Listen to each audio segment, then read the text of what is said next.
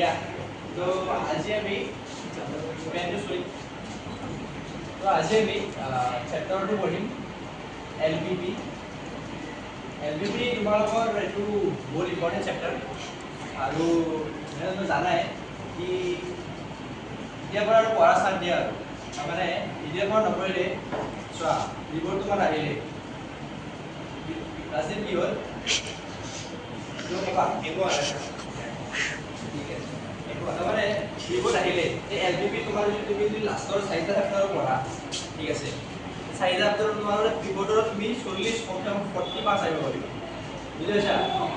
অ ইয়াৰ বুজিছা তো আৰু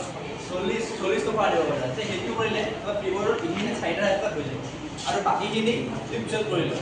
ৰিপোৰ্ট জয়েন কৰি লও কমসে কম প্ৰিন্সিপাল ছাৰে একদিন দেখি মোৰ মিটিং ৰাখি আছিল এই মানে মিটিং হৈ আছে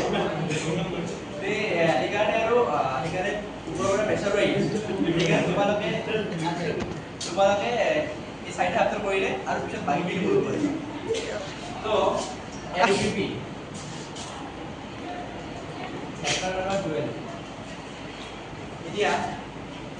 মই যে নোটছটো লিখাইছিলোঁ যোৱা ক্লাছত চবে লিখিছাতো